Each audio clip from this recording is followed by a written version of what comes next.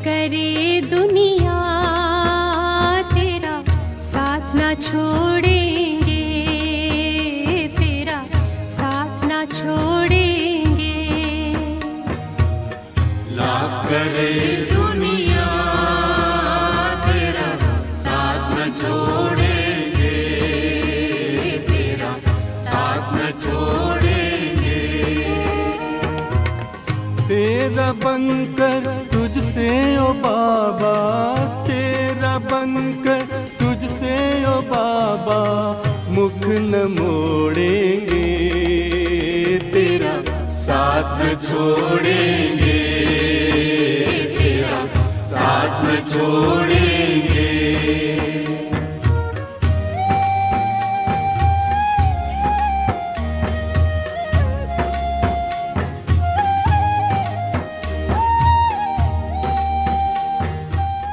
ओम शांति। अव्यक्त बाप दादा के 1-10-75 के महावाक्य। एकांत, एकाग्रता और दृढ़ संकल्प से सिद्धि की प्राप्ति। आज बाप दादा कोई विशेष आत्माओं को किसी कार्य अर्थ इस संगठन से चुन रहा है। आज बाप दादा सृष्टि की सैर पर निकले।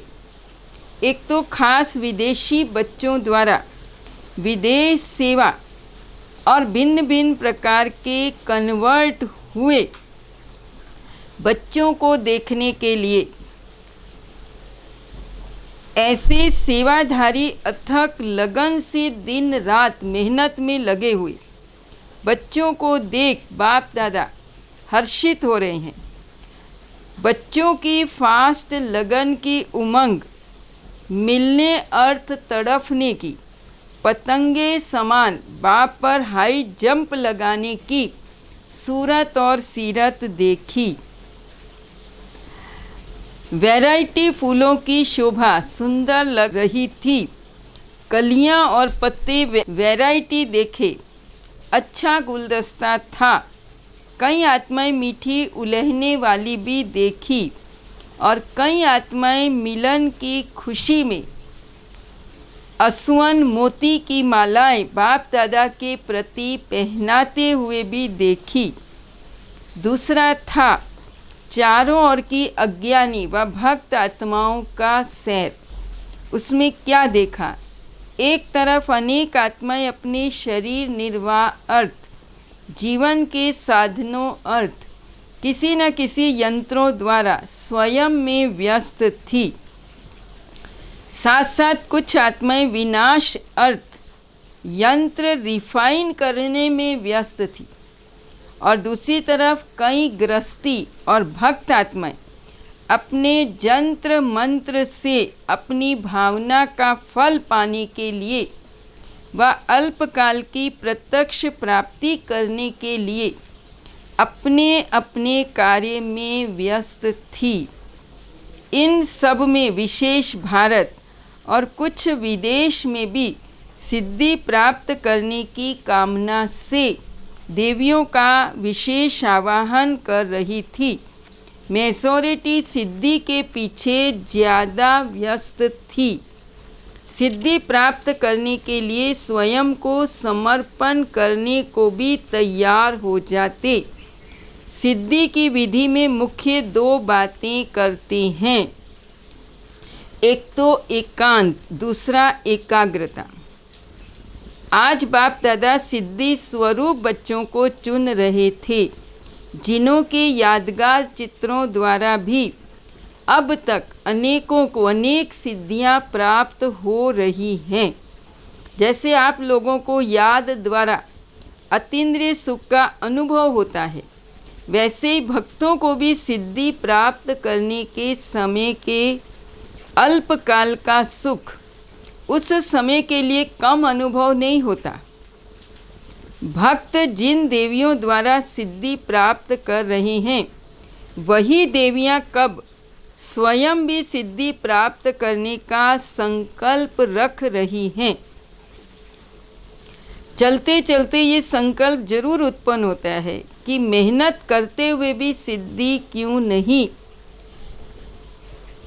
सिद्धि स्वरूप की मुख्य बात कौन सी अपनानी पड़े। जैसे कल पहले पांडवों का गायन है, सेकंड में जहाँ तीर लगाया वहाँ गंगा प्रकट हुई, अर्थात सेकंड में असंभव भी संभव प्रत्यक्ष फल के रूप में दिखाई दिया। इसको ही सिद्धि कहा जाता है, क्योंकि प्रत्यक्ष फल की प्राप्ति के लिए हर सेकंड अपनी संपूर्ण सर्वशक्ति संपन्न स्वरूप की स्मृति प्रत्यक्ष संकल्प रूप में नहीं रहती। हमारा काम है मेहनत करना, वो तो यथाशक्ति कर ही रहे हैं। हर सेकंड का संकल्प रूपी बीज सर्वशक्ति संपन्न नहीं होता। दृढ़ निश्चय व प्रत्यक्ष फल के रस का बल भरा हुआ न होने कारण सिद्धि भी प्रत्यक्ष नहीं। आपके संकल्प रूपी बीज के कारण ही प्रत्यक्ष सिद्धि नहीं होती। अनेक प्रकार के साधारण संकल्प होते। ऐसे भविष्य नॉलेज के साधारण संकल्प आपके बीज को कमज़ोर कर देते कि फाइनल तो 8 ही होने हैं, और यही भविष्य संकल्प जो उस समय यूज़ नहीं करना चाहिए, लेकिन उस समय न सोचते हुए भी यूज़ कर लेते, जिस कारण प्रत्यक्ष फल भी भविष्य फल के स्वरूप में परिवर्तन हो जाता है।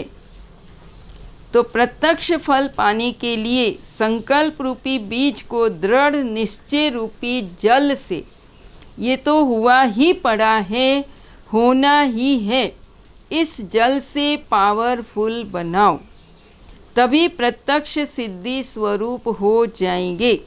जैसे आपके यादगार चित्रों द्वारा सिद्धि प्राप्त करने वालों की विशेष 2 बातों की विधि सुनाई, एकांतवासी और एकाग्रता। वही विधि कल पहले माफिक साकार में अपनाओ। एकांतवासी कम होने कारण ही संकल्प बीज को कमज़ोर कर देता, इसलिए विधि द्वारा सिद्धि स्वरूप बनो। पांडवों की यादगार से भी भक्त लोग सिद्धि मांगते हैं। यादगार रूप को अब याद रूप बनाओ, क्योंकि बाबा ने देखा है, वृक्षपति बाप जब वृक्ष को चारों ओर से देखा तो क्या देखा? हर एक मनुष्य आत्मा रूपी पत्ता पुराने तो हो ही गए हैं, लेकिन मैसोरिटी पत्तों को बीमारी लगी हुई, जिससे उस पत्ते का रूप रंग बदला हुआ है, अर्थात रौनक बदली हुई है। एक तरफ राज्य सत्ता को देखा, दूसरी तरफ धर्म सत्ता, तीसरी तरफ भक्ति की सत्ता, चौथी तरफ प्रजा की सत्ता। ये चारों ही सत्ताएं बिल्कुल अंदर से शक्तिहीन, खोखली हो गई हैं, खाली हो गई हैं। बाहर से सिर्फ रूप रहा हुआ था, जैसे दीमक लगती है तो अंदर से खाया हुआ होता है, सिर्फ बाहर का रूप दिखाई देता है।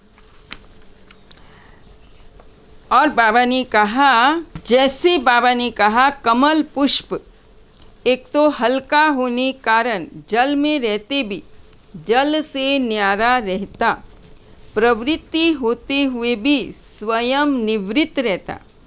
ऐसे ही आप सब भी लौकिक या अलौकिक प्रवृत्ति में रहते हुए निवृत्त अर्थात न्यारे रहते हो। निवृत्त रहने के लिए विशेष अपनी वृत्ति को चेक करो। जैसी वृत्ति वैसी प्रवृत्ति बनती है। आत्मिक वृत्ति और रूहानी वृत्ति, इस वृत्ति द्वारा प्रवृत्ति में भी रूहानियत भर जाएगी, अर्थात प्रवृत्ति में रूहानियत के कारण अमानत समझकर चलेंगे तो मेरापन सहजी समाप्त हो जाएगा। अमानत में कभी मेरापन नहीं होता, मेरेपन में ही मोह के साथ अन्य विकारों की भी प्रवेशता होती है। मेरापन समाप्त होना अर्थात विकारों से मुक्त, निर्विकारी अर्थात पवित्र बनना, जिससे प्रवृत्ति भी पवित्र प्रवृत्ति बन जाती। विकारों का नष्ट होना अर्थात श्रेष्ठ बनना। तो प्रवृत्ति को पवित्र प्रवृत्ति बनाया है। सबसे पहली प्रवृत्ति अपनी देह की प्रवृत्ति, फिर देह के संबंध की प्रवृत्ति।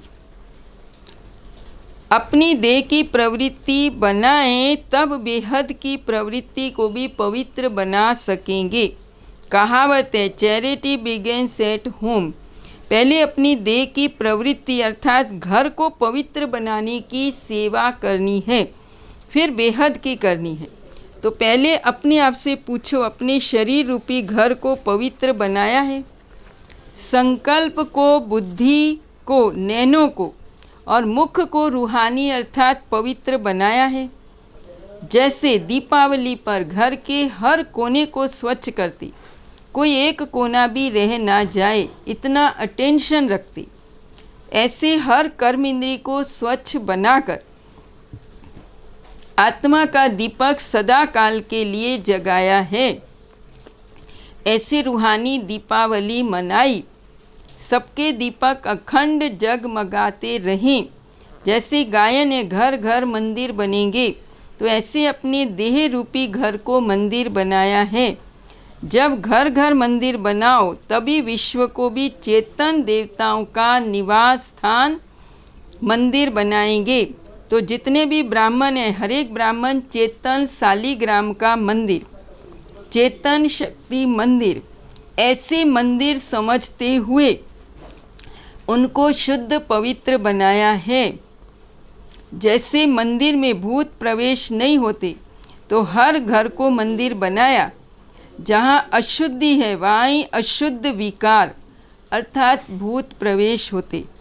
चेतन शालिग्राम के मंदिर में, चेतन शक्ति स्वरूप के मंदिर में, असुर संहारणी के मंदिर में आसुरी संकल्प व आसुरी संस्कार कभी प्रवेश नहीं कर सकते।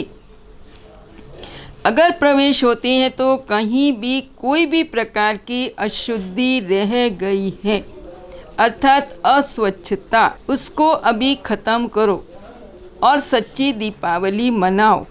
जब ऐसी अपनी पवित्र प्रवृत्ति बनाओ तब विश्व परिवर्तन होगा।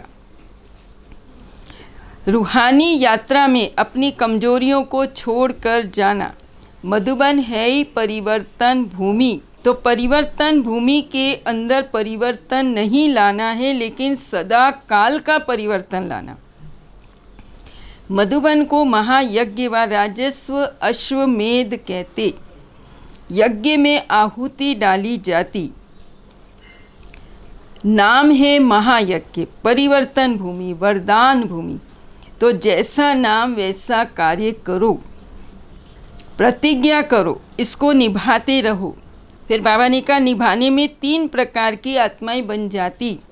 कोई तो निभाने के सच्चे परवाने माफिक स्वयं को बाप पर न्योछावर कर देते अर्थात फरमान पर कुर्बान हो जाते, और कोई निभाने में भक्त बन जाते अर्थात बाप से ही बार बार शक्ति लेते रहते अर्थात मांगते रहते, सहन शक्ति दो तो निभाऊं, सामना करने की शक्ति दो तो निभाऊं, ऐसे भीख मांगते रहते हैं। और कोई फिर ठगत भी बन जाते, कहते हैं और लिखते हैं एक और करते दूसरा। बाप फिर के आगे भी ठगी करते हैं, अपनी गलती को छिपाने की ठगी करते। कईयों में निभाने की शक्ति है ही नहीं, लेकिन अपने को बचाने के लिए फिर बहानेबाजी भी करते। अपनी कमजोरी को छुपाकर दूसरों के बहाने बनाते रहते। फलाना संबंध ऐसा है इसलिए ये हुआ, वह वायुमंडल और वातावरण ऐसा है इसलिए ये होता है, सरकमस्टांस अनुसार होता है, ऐसे बहाने बनाते रहते। निभाने में इतने प्रकार के निभाने वाले बन जाते। कहना सबका एक है, मेरा तो एक बाप दूसरा ना कोई।